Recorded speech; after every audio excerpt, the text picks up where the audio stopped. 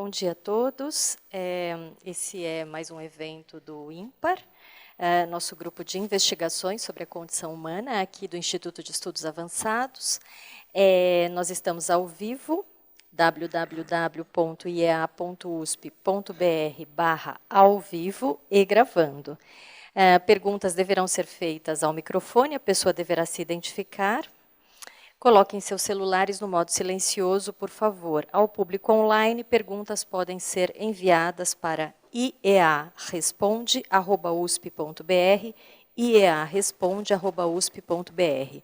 O vídeo e as fotos estarão disponíveis na mediateca do IEA, www.iea.usp.br/mediateca, ou no canal do YouTube, dentro de 5 dias úteis. Eu apresento a vocês, então, para fazer a nossa conferência de hoje, o professor Michael Johannes Salter. Ele é professor do Departamento de História no Centro de Pesquisa e Ensino em Economia, o CIDE, no México. Professor visitante aqui no Departamento de História da Faculdade de Filosofia, Letras e Ciências Humanas da USP, no biênio 2018-2019. Sua pesquisa em andamento é o surgimento das bibliotecas europeias na América Latina e o efeito nas formas de conhecer, o efeito da difusão da geometria euclidiana no pensamento e cultura europeus entre 1350 e 1850 e história intelectual da Europa e história da ciência. As suas áreas de interesse são história da Alemanha, história moderna da Europa, história intelectual da Europa, história do mundo e história da ciência. E sem muito mais, eu apresento a vocês, então, deixo vocês com o professor Michael Johannes Salter. Good morning, Mike. Thank you very much. We're pleased to have you here today. Pleasure to be Thank you. I will watch you, Mm-hmm. because then I Okay. can see you and heard you Okay. better. Thank you for the introduction. Thank you to everyone who's here. I wanted to talk today about some of the ideas that I'm working with respect to a book that I just completed. It's called The Spatial Reformation. It appeared with the University of Pennsylvania Press in 2019. And the chief argument in that book was that space in the early modern period has anthropological, cosmological, and theological effects. And what I mean by space is the Euclidean geometric space that we all learned in high school. And the idea in that book was to trace the rise of Euclidean space and to see what effects it had across European culture. And as I was finishing up this book, I came upon a few pieces on the cutting room floor that I didn't discuss, but I figured I'd go back to just to finish up what I was thinking about. What is the religious effect of space? And so I want to share with you this image here, which is a classic in the history of cartography. It is known as the Fool's Cap map. It appeared sometime around 1590, and we don't know who did it. We only know that the person was likely in Antwerp, and even in that case, it's not all that clear. In general, this belongs to the history of cartography. And so people see it as the rise of a particular kind of map. We have the whole globe here in the face. It is suspended inside a fool's cap, and in general, people decide that this is some kind of vague commentary on mental illness, but the categories that we bring to this mental illness are actually cartographical. I'm going to contend, in the book that I'm currently working on, which has the title, The Cartographic Fool, that in fact we fundamentally misunderstand this image. Among other things, the title is wrong. It's not the fool's cap map. And anybody who looks at this image, you can see right across the top here, Nosce te ipsum, which is a perfectly good title, and yet for some reason it's completely disappeared. And it's disappeared largely because we see this thing as a map rather than as a Renaissance print. Okay? So seeing it as a Renaissance print takes it out of strictly discussions of cartography and puts it into broader cultural and Renaissance discussions.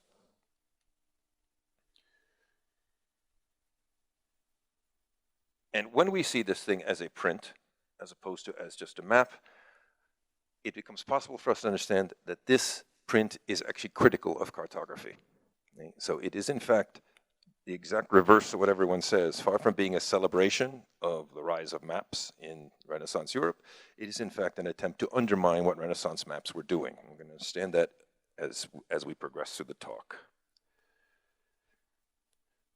This misunderstanding of this map, both in terms of the title and in terms of the scope of the image, actually stems from this guy right here, Sir Robert Burton, who was an Englishman, an Oxford Don in the 16th century. He wrote a very important book on the history of melancholy, which pertains to the history of melancholy. I will get to that in a second. And while he was in the Oxford Library, he got his hands on a copy of that image. There are, in fact, 2 copies of this image in England. One is in the Bodleian in Oxford, and the other is in the National Maritime Museum, and that one often appears on top of on book covers. Burton didn't know who did the map, obviously because there's no name on it. So he decided, essentially, for reasons that were all his own, to impose a certain meaning on this map. And for him, the map represented melancholy, largely because he was feeling melancholic. The late 16th century was the age of melancholy within English culture. And since he didn't know the name of the producer, he decided that he would look in the map itself for the name, and he found what is known as Epicthonius Cosmopolites. I'll get to that name in a second, but he decided that this name actually appears on the image itself, and he decided that that was the person who had actually made the map, even though Epicthonius Cosmopolites didn't exist. He wrote about this in a book, as I just mentioned. It's called The Anatomy of Melancholy. Very important in the history of English literature. It's very important for psychologizing melancholy. So for those of you who have not studied the history of melancholy, melancholy begins as a physical disease following ancient humoral practices. Your bodily humors get out of whack, and you become melancholic. It's an excess due to an excess of what's known as black bile. In this book, however, Robert Burton decides that melancholy is also in part psychological. And so we begin this first step away from humoral medicine and understanding melancholy as an internal mood, let's say. And he associates the map with the wrong title and with the name of the wrong person, Epicthonius Cosmopolites as its maker, and he decides that all of this represents melancholy. Here's, however, the problem. If you look at Renaissance prints of the era, melancholy always has a face, precisely because it's becoming psychological. So it's something that wells up inside of you, and you can't help but look blah. And here is the classic example. Albrecht Dürer's Melancholia. This is melancholy, and Burton would have had access to this because melancholia was already famous in the late 16th century, and it was floating around Europe, much sought after by collectors. And what you can see here is, although I make a slightly different argument about this image in the history of melancholy, what you can see nevertheless is that melancholia is inside 2 different faces. So the cherub is deeply unhappy, and if you look at the angel, this individual is really, really peeved for some reason. It's considered the classic presentation of melancholia inside a humanoid face. Now I will turn to the second error, the name. This is from the cartouche. It's in the image. If you recall the original image, there was a cartouche in the bottom left.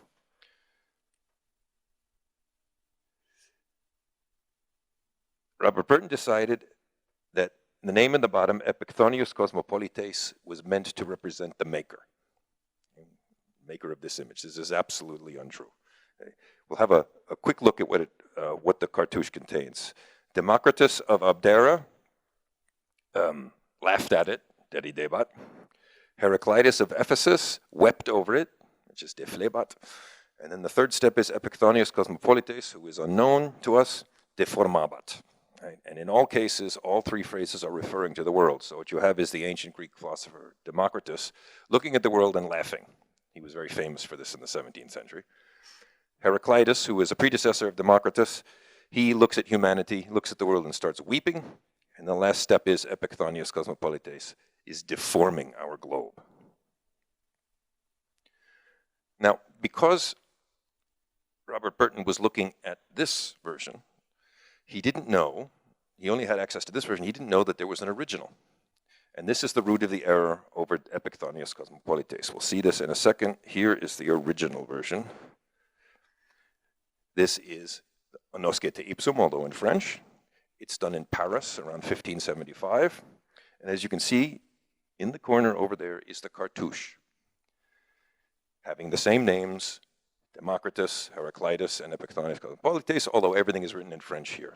And if you look at the bottom, right down there, where the hand is, at the bottom of the sheet, you have the guy who actually did it, Jean de Gaumont, who was a Parisian woodcutter in the 16th century. What that means is that epicthonios cosmopolites is not referring to the maker, because the maker's name is here. And since the second one is a copy, whoever made the copy would have known that epicthonios cosmopolites is not the maker either. So we've essentially gone down a rabbit hole thanks to a very old 16th century error. We have misframed the entire image.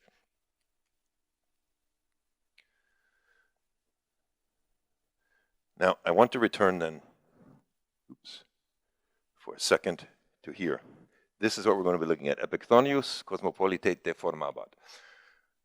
Thanks to Robert Burton, what we've done is we've concentrated on the name epicthonios cosmopolites and we've ignored what he was doing, which is deforming the world. What exactly does it mean to deform the world? Well, I have an example, and it's based on this image here, because you'll note the world map in the center is shaped slightly differently. This world map comes from a book by Abraham Ortelius. It's called Typus Orbis Terrarum. Okay? It's published in 1570.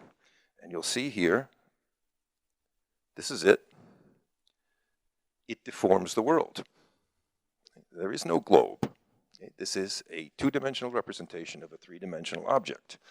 Significant along these lines is the quote below. Because Abraham Ortelius, in this image which he published in 1570, tells us what the image means. And here it is. Underline, the quote is at the bottom there. Okay, in Latin, from Cicero. Here is the Latin text up above. Quid potest videre magnum in rebus, cui aeternitas omnis totius que mundi nota sit magnitudo. And the translation, what can seem great in human affairs to anyone who is acquainted with all of eternity and the vastness of the universe. In effect, what you have is a secularized view of the meaning of terrestrial space. That is really the essence. And epicthonios cosmopolites, the name is Greek, and it means citizen of the world. Cicero was known as a Stoic, and Stoics were understood to be citizens of the world. So in fact, epicthonios cosmopolites deforming the world is a criticism against the Stoics for the perspective that they bring to the cosmos. And it is therefore also a criticism of the individual who made this map. This is the reading that I'm going to present. Now let's take another step. Along these lines, we will consider what Jean de Gaumont did with the original map through a different work of his. Jean de Gaumont was a woodcutter in Paris, working mostly in the 1560s and 1570s. Like most woodcutters and later engravers, when the great shift to copper came over, the majority of his works were religious in orientation. This was how you made a living as a woodcutter. You simply produced as many religious images as you could.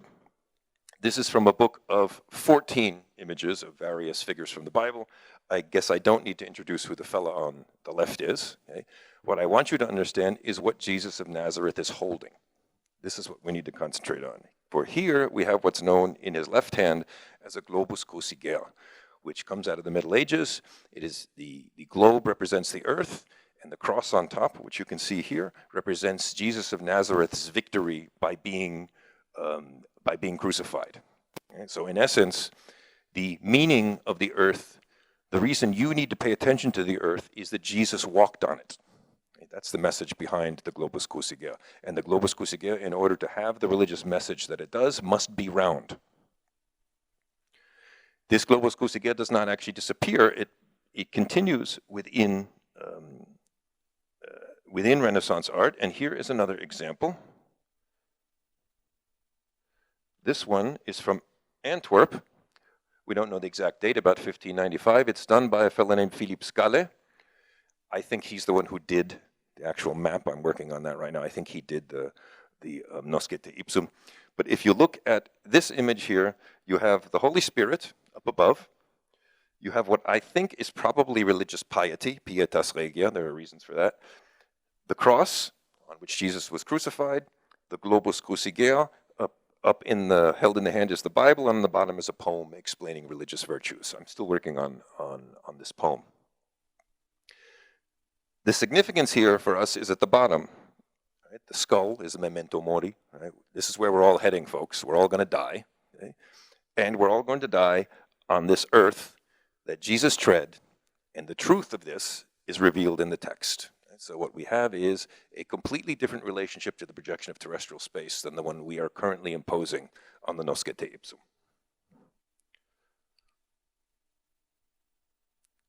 Now, just before I go on to the next image,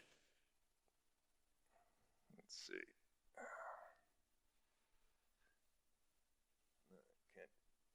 I can't get the light. If you will notice right here, this is punctus, and there is a little arc between the C and the T. That is important because that is something that is only Philippe Scale seems to have. It began with Philippe Scale before moving around in Antwerp. I can't go into the details, but that's my justification for associating Philippe Scale with the print that we're about to see. And here is an example. This is taken from the map. It's from the Neste ipsum itself, and you see the CT swoosh. Okay, which to me, there's no author on it, but that is the sign that it comes from Philippe Scale's workshop. That's something I can discuss later, but it's not an essential part of the talk now. Let's return now to the concept deformabat. What did it mean, practically speaking, to deform the world? Here is a perfect example. It's from a world map that all of you have seen in one form or another. It was done by Gerard Mercator in 1569. You have all seen the Mercator projection, okay, as kind of the loose orange peels. At some point you take the Earth, you unwrap the Earth from its globe, and in order not to distort it too much, they're kind of these slices. Okay. This is the original of that map, but you'll see that it's not presented in the slices. Those are improvements. And in order to get the Earth to appear in this way, flat as he did, what did Mercator have to do? He had to turn the Earth into a cylinder, and then he unrolled the surface and laid it flat. This is deforming the world, because by definition, when you turn the Earth into a cylinder, you take the meaning away from its surface area. What's on the surface now no longer is associated with the globus crucigea, with the soil on which Jesus of Nazareth tread.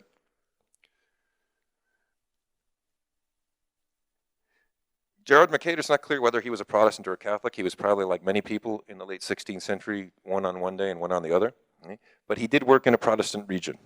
Okay?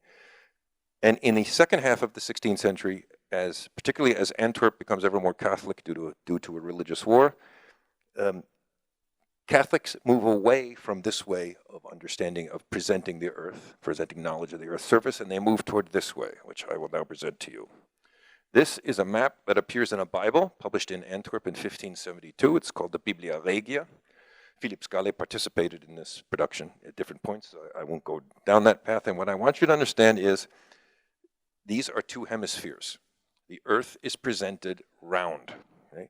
And this is in distinction to Protestant Bibles, an issue I can't go into here, but Protestants in general used maps more frequently in their Bibles, and when they used them, they were almost always of this variety, mathematically redone so that the Earth's surface could be laid flat. The Catholics, however, when they used maps, which was rare, but when they used maps, it was almost always like this, bringing back the sphere. Okay? Because the proper way to contemplate the Earth in a religious context was to see the sphere on which Jesus of Nazareth walked and was crucified, suffered, died, was buried, so on and so forth. And I want to give you the view from the other side. This is the Catholic version of how best to present the Earth. Here is an emerging Protestant version. And this is important for the following reason. It's done by a Flemish map maker, whose name you can see, Jodocus Hondius. He was from Ghent, which is in the lowlands. He was expelled from Ghent in the late 1580s by Catholics, Catholic troops, and he went to England. Okay, so he had to leave town largely because of his Protestantism. And look at this vision of the terrestrial globe. Okay, it's straight out of the, it's a projection that was quite popular in Antwerp due to a book that was by a man named Petrus Appianus that was republished in Antwerp. We won't discuss that. The point here is that it's almost the exact same shape as the map that we saw in the Neste ipsum. But notice the relationship to God. See him up there? You have the Hebrew word Yahweh, then you have God's hand, that's all we need. Okay? And then you have the understanding of the earth suspended in space from God. So the Protestant, this is done in London too, I should have added, right? Because he had to flee to London. This is terrestrial space with an altogether different religious emphasis. Right? There is no need to emphasize Jesus of Nazareth. Obviously we can't because the Pope has him. Okay? What we emphasize is the direct connection of terrestrial space to God. And if you understand the earth this way, you're not deforming anything. You're simply underlining that God created this way of seeing the cosmos. There's nothing irreligious in presenting the earth without the sphere, whereas the Catholics say, of course, no, we need the sphere. Right? It must be present in order for us to remember that Jesus of Nazareth actually walked the earth. Here, I will take this back then to the final image. Now we can read this image slightly differently. Okay? On the one hand, we have the title, which is Nosce te ipsum. It's an altogether non-cartographic message. Right? In a cartographic message, you're here to understand the earth, right? As we saw in Ortelius's image. Right? Look at this. Look at the vastness of this universe, and now you realize how puny you are. Okay?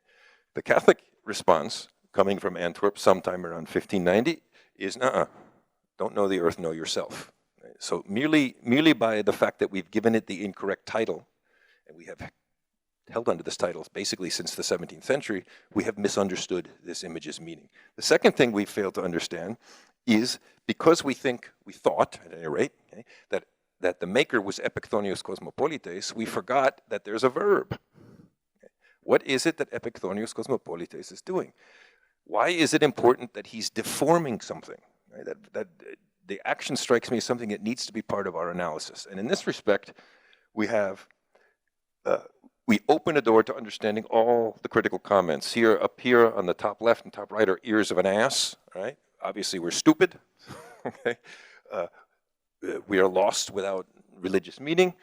Above the top is a quote from Pliny about how this is the point of the earth and we all misbehave. We wage in wars, we steal from each other, so on and so forth. And the bottom point is a quote, it's a pseudo quote, but it comes from the Bible. It refers to the book of Proverbs in which Solomon calls us all fools. Not necessarily wrong in that, right? But the point is that this is not a cartographic message, it's a religious one. Okay? And in that context, the difference is between the wisdom that comes from limiting yourself, but from respecting, shall we say, or incorporating your relationship to God, and the madness that comes from separating yourself from God. So now we reach the final point of my talk, which is that any attempt to use this image to explain the history of madness, the history of melancholy, is utterly wrong, because madness, after this period, slowly becomes medical. This madness is religious. You know the truth, and yet because you're a stubborn fool, you deny God. And what we're seeing now, and this is the point that I'm discussing in my book, is that we have to take this print culture, this material print culture of unseen space into account when we discuss religious debates of the 16th century. The second half of the 16th century is marked by this terrible rupture between Catholic and Protestant, right? With Protestant forming in different schools. So you have the Anglicans, the Reformed Church, and the Lutherans. They're all fighting with each other when they're not yelling at the Catholics. And this horrible fight, which leads to multiple wars and killings and stabbings and every awful thing that you can imagine, is replicated right down, or is represented right down to the very way that these individuals start relating to space. So that we have not only a religious separation in terms of what team we're on, we start getting separations in iconography, in how we're supposed to represent God. And in that respect, this thing now, to reach the final point, has absolutely nothing to do with cartography. Cartography is entirely in the background, right? It is, in fact, a rejection of the kind of knowledge that cartographers had been producing, and producing without any reference to the religious debates that were ongoing. And so that is my talk for today. Thank you very much.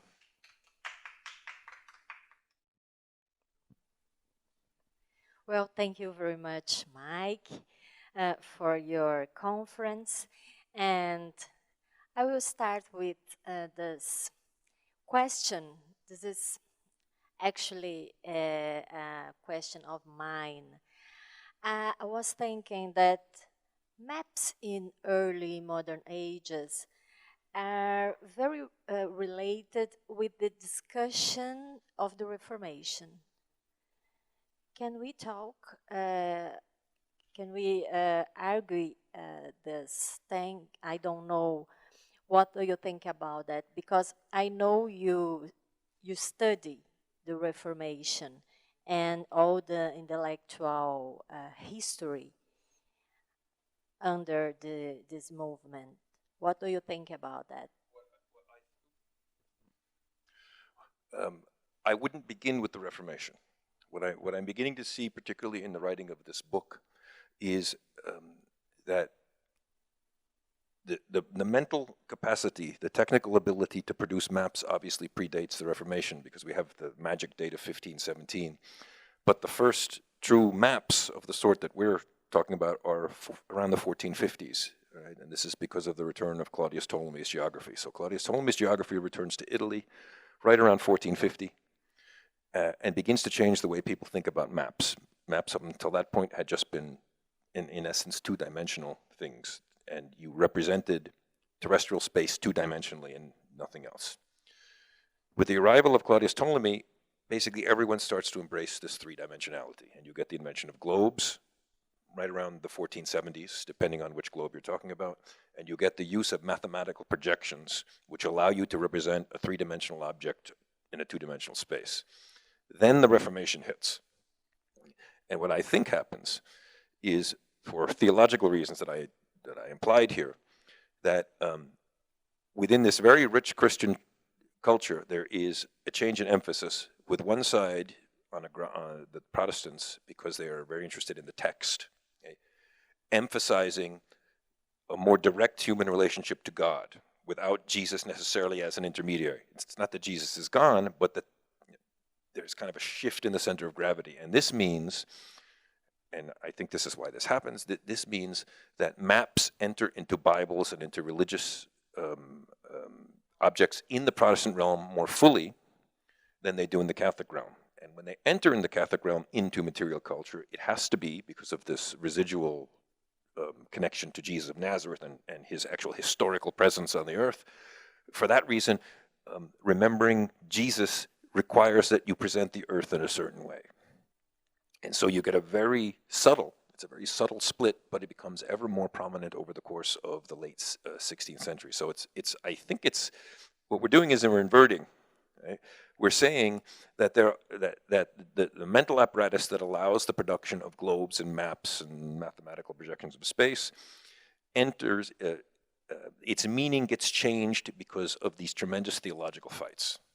And so you see two different traditions emerging that then embrace different aspects of space because they're fighting over something else. And that really leads me to the final point, which is that what this image explains to us is that the whole fight is about God. We think of cartography as kind of this progressive move in which we stumble onto something on the earth, including Brazil, we'll say, okay? We put it into space, using our scientific categories, and lo and behold, by the 19th century, we get it right. So that there's this progressive, positivistic momentum behind the discovery of space, which is true if you're in the 21st century. Okay? But if you're in the 16th century, you have a whole bunch of other things you're fighting about. And that means that if we're going to read the Noscete Ipsum, not as a foolscap map, we have to recognize that it is part of a completely different debate. Thanks. And do you have any extra information about the evolution of this iconography of Christ holding a globe? Because I can't stop thinking this is a sacred heart. A sacred heart. This image of the sacred heart. Yeah, because Christ, the second person, is the wisdom itself. What do you think about that? There are different, iconographically, there are different ways of remembering Jesus' presence on earth and his significance. One of them is the heart, which comes out of the Middle Ages as the two swooshes, even though that bears no relationship to the real heart. This image also enters cartography. And there are those cartographers who assume that you can actually use a heart-shaped map to represent both the earth and Jesus of Nazareth's sacrifice for us. Okay, and there's Abraham Ortelius, whom I mentioned briefly in this talk, is part of a group of cartographers that sees the mathematical representation of space along these lines, that if we create a terrestrial map in a heart shape, which actually some people do, it happens in the 16th century, we are on the one hand representing the earth mathematically, and on the other hand remembering Jesus' sacrifice. And this is another context against which I think the Noscete Ipsum is fighting. I think it's saying no to that method of projecting the Earth. I have them on my computer, but don't have it in this presentation. There are heart-shaped maps. They're usually presented from above, and some cartographers see those maps as a way to remember Jesus' sacrifice. But this map seems to say, yeah, that's not the way to go. What we need is this medieval globus. One more question. Your speech reminds us about this circulation of manuscripts. Who did it first and the copies? Do you want to talk a little more about that? With respect to, we have to begin with the original, which is made in the Convoi toi-même, which is made in Paris sometime around 1575. We don't know how many copies were made, and in fact, I think there are only 3 in existence. There are 2 in Paris, in the Bibliothèque Nationale, and there's 1 in Munich. So it was not a particularly successful image. It was made by a woodcutter, and woodcutters were overtaken quite rapidly at the end of the 16th century by people who worked in copper, because the copper images produced greater resolution, greater differences, so on and so forth. So Jean de Gaumont made his original, he passed it around, and then we don't hear anything again about this particular image. Well, Paris was particularly closely connected with Antwerp, because both are publishing centers. One of the most important, probably the most important publisher in the history of Renaissance prints, what's his name now? Now I can't even remember it. Plantin, Christophe Plantin, is French, works in Paris for a while, and he relocates to Antwerp, and he sets up his own printing press, which is the most important in the history of the continent. I think that axis somehow leads that image to get from Paris to Antwerp. But I don't think Plantin did it. I think Plantin may have been the person who imported the image because he worked with Gaumont. Gaumont did some of his images for his books. So I suspect that because of the constant movement back and forth between Paris and Antwerp, that one of the originals, which is now lost, made its way to Antwerp, and it got into the hands of somebody else. But not Plantin, because Plantin was one of those heart guys. He was one of the people who thought that heart-shaped maps, he was part of a circle with Abraham Ortelius and with other religiously minded people who seemed to emphasize vaguely following Erasmus, that Christianity is a religion of feeling as opposed to devotion. Yeah. So what we're seeing here is that we shouldn't impose retrospectively the kinds of disciplinary finalities that we live with, right? So we have cartography, right? We have people who do maps, and we have people who study the people who do the maps. But that endpoint should not determine how we read images that have maps in them, because it's those images that tell us that there's a debate going on. It's not just one step on the path, right? And this is where, to return to the point about the original and the copy. The whole reason that the copy is done is largely because the religious issues are even more serious in 1590 than they had been in 1575. And here I'll give you just a bit of history to help us understand this. In 1572, in Paris occurred what's known as the St. Bartholomew's Day Massacre. 3,000 French Huguenots were slaughtered in the streets by angry Catholics. I don't think it's a coincidence that 3 years later, you have Jean de Gaumont making the original Convoi toi-même. Right? Know yourself. This idea that the way to get to God is through this contemplation of Jesus of Nazareth. So it is both a call to peace, I think, but it's also a criticism of people who have given up, who've moved over to the other side.